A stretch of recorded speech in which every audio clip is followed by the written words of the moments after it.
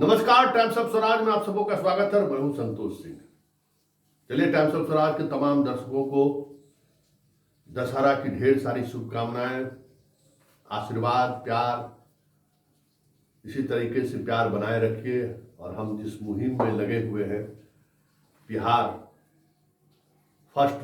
First वाला तो हम मुहिम को राजनीतिक मुहिम तो चला नहीं रहे हैं, लेकिन हमारी मुहिम है कि बिहार की शिक्षा व्यवस्था में सुधार हो, बिहार में व्याप्त भ्रष्टाचार पर कुछ हद तक नियंत्रण हो, पूरी व्यवस्था जो बेलगाम है उसको थोड़ा सा लगाम लगाने की कोशिश करें। यही हमारा लक्ष्य है और इसी लक्ष्य से हम आपके साथ, हम यूट्यूब क्रिएटर नहीं हैं, पत्रकार हैं, इसलिए हम अपने आप को क्रिएटर से कभी जोड़ते नहीं हैं।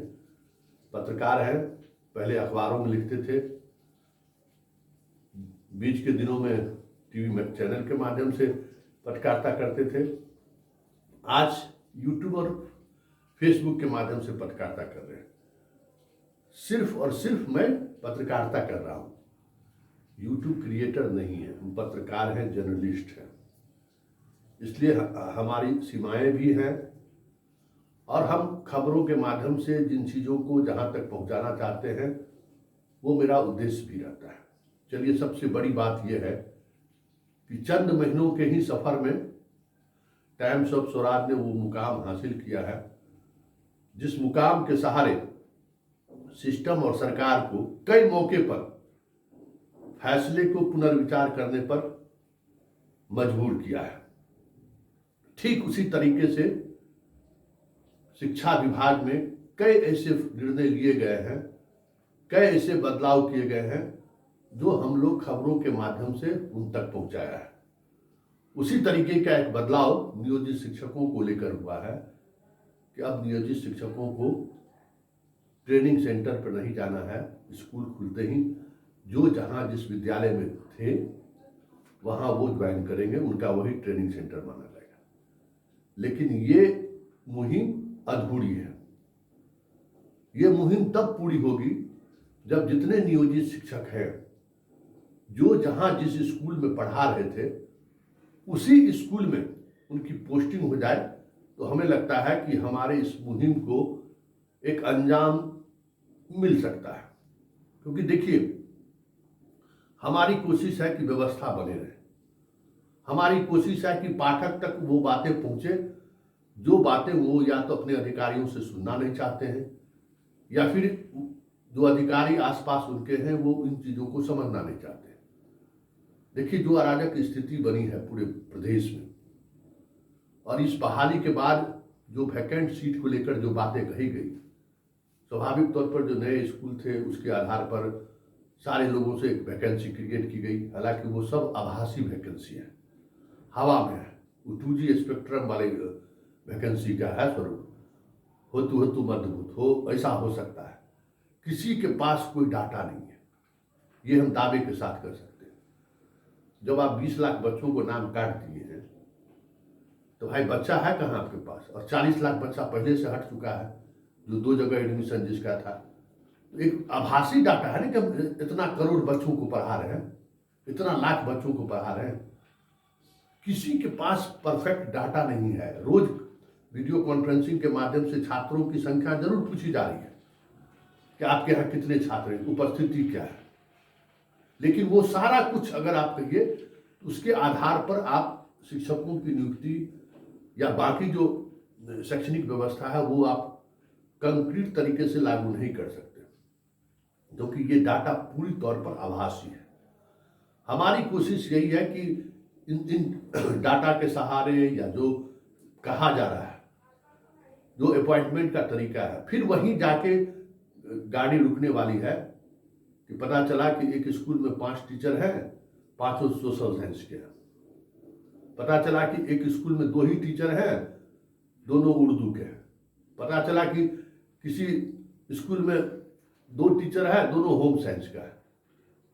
क्योंकि जो क्राइटेरिया जो पहले जो पढ़ाई जो हम लोग के जमाने में या हाल तक जो होता था, हर विषय का एक टीचर होता था।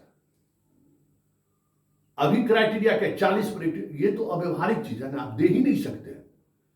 जिन चीजों को आप दे नहीं सकते हैं उन चीजों पर आप बहस किए जा रहे हैं। 40 पर एक टीचर, अरे कौन प्राइवेट स्कूल में 40 पर एगो टीचर रहता है भाई? और रिजल्ट देता है कि नहीं? अच्छे तरीके से पढ़ाई हो रहा है कि नहीं? तब 40 पर एक टीचर, 40 पर एक टीचर। तो ये जो फार्मूला है, ये फार्मूला पूरी तौर पर ये एक हिपोथेटिकल फार्मूला है, और ये दिल्ली में बैठकर वाजपेयी जी के जमाने से जो है इस पर दिमाग खपाया गया। अपने वाजपेयी जी सिलेटर लोहा लेकर पढ़े होंगे, समझ गए ना? जितना IAS बा उस जमाना में होगा, सब पढ़ा होगा टेबल बेंच पर, अच्छा टाइम पर, लेकिन दिमाग लगाएगा क्या बात। 40 पर हम एक शिक्षक देंगे, 40 पर एक शिक्षक देंगे तो 60 लाख शिक्षक बाहर करना पड़ेगा। 6 लाख 60 लाख जो है सो 60 लाख बच्चा, कितना शिक्षक बाहर कीजिएगा भाई? संभव है? सरकार का पूरा राजकोष जो है उसी में लग जाएगा। टेक्नोलॉजी आया है, एक से एक टेक्नोलॉजी है, उस टेक्नोलॉजी से पढ़ाइए ना बच्चों को। आपका चल रहा है ना स्मार्ट क्लास, उस तरीके से क्लास चलाइए।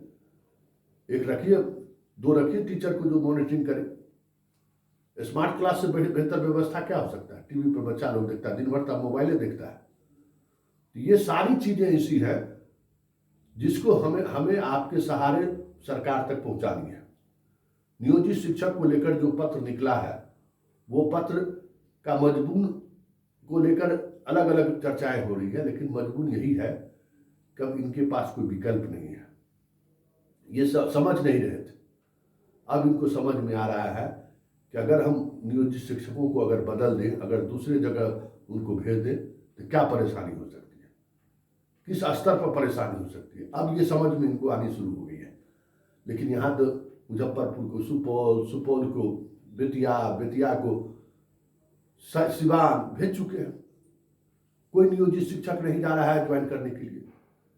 क्यों जाएगा भाई? टीचर का नौकरी जो है BDO, CO और DM, SP का नौकरी नहीं है कि जम्मू स्टेशन पर उतरेगा तो उसके पास रिसीव करने के लिए जो है सो लोग खड़े रहेंगे, अर्दली खड़ा रहेगा। वो तो संभव ही नहीं है। तो गांव जाएगा बेचारा रिक्शा से, टमटम से, टेम्पू पर चढ़ के। तो क्यों अपना पूरा एस्टेब्लिशमेंट बर्बाद करेगा? क्यों अपना परिवार और बच्चों को छोड़कर 100 किलोमीटर, 200, 500 किलोमीटर जाएगा नौकरी करने के लिए? तो जो नियोजित शिक्षक लगभग 48,000 नियोजित शिक्षकों का हुआ है, अगर उनको उसी स्कूल में या उनके चॉइस की जगह पर पोस्टिंग नहीं मिली तो अधिकांश लोग ज्वाइन नहीं करेंगे। पाठक जी, ये बात अब आप तक भी पहुंच गई है कि नियोजित शिक्षक जिनको बाहर दिया गया है वो काउंसलिंग में इंटरेस्ट नहीं दिखा रहे हैं, जा ही नहीं रहे काउंसलिंग करने के लिए। उन्होंने निर्णय ले लिया है कि हमको काउंसलिंग नहीं कराना है, हम जहां हैं वहीं रहेंगे। ये सारी चीजें अब स्पष्टता के साथ आनी शुरू हो गई है, और अराजकता तो है ही। दुर्गा पूजा के समय में अब बताइए, गोपालगंज में कल भगदड़ कितने लोग मर गए। वहाँ दिन भर काउंसलिंग, वैसे भी कल बहुत हंगामा हुआ था। पुलिस फोर्स का दिमाग कहाँ कहाँ लोग रखे गए। रात रात भर लोग काउंसलिंग सेंटर पर लड़कियां रह रही है। इस तरीके की अराजक स्थिति है। तो ये सारी अराजकता इसलिए है कि मीडिया को जिस सजगता से खबर चलानी चाहिए थी, हम लोग वो खबर नहीं चला रहे हैं। मीडिया को जिस तरीके से आक्रामक तेवर अख्तियार करनी चाहिए थी कि ऐसे ऐसे काउंसलिंग सेंटर से हम लाइव खबर चलाएं कि देखो पाठक क्या हो रहा है, देखिए मुख्यमंत्री नीतीश कुमार आप क्या चाहते हैं, वो नहीं हो रहा है। वो जो आक्रामकता मीडिया की कमी हुई, हम बार बार इसलिए कहते थे कि डेमोक्रेसी में अगर मीडिया बची रह गई ना तो एक से एक तानाशाह को औकात बता सकता है। लेकिन यहाँ तो प्रधान सेवके साहब जो है सो मीडिया को खत्म कर दिए, तो भुगतना तो पड़ेगा भाई। जिस समय में हिंदू मुसलमान, भारत पाकिस्तान के आड़ में आप मीडिया के आज़ादी को भी खत्म कर दिए। जो लोग सरकार से सवाल करते थे उनको आप देशद्रोही घोषित कर दिए, उनको नौकरी से निकाल दिया, संस्थान आप चुप रहे, तो भुगतना तो आपको पड़ेगा ही। अभी क्या आप भुगते हैं? बहुत कुछ भुगतना पड़ेगा, क्योंकि मीडिया ही एक ऐसी ताकत है जो बड़ी बड़ी एक से एक अहंकारी को हैसियत बताती रही है। मीडिया में ही वो ताकत है कि जन पक्षीय निर्णय लेने के लिए सरकार को मजबूर कर सकता है। कोई भी संगठन, कोई भी ऑर्गेनाइजेशन तभी ताकतवर तरीके से सरकार के सामने अपनी बात रख सकता है जब उसके साथ मीडिया खड़ी हो। कि मीडिया को तो आप लोगों ने बहू बनाकर छोड़ दिया है। खैर, हमारा ये मुहिम जारी रहेगा और हमारी कोशिश रहेगी कि नियोजित शिक्षकों को जिस स्कूल में वो पढ़ाई कर रहे हैं, पढ़ा रहे हैं, उसी स्कूल में उनकी पोस्टिंग हो जाए। और पोस्टिंग नहीं होने की वजह से क्या सब समस्याएं हो रही हैं वो तो हम लगातार दिखा ही रहे हैं कि कितनी परेशानी हो रही है और आने वाले समय में कितनी परेशानी हो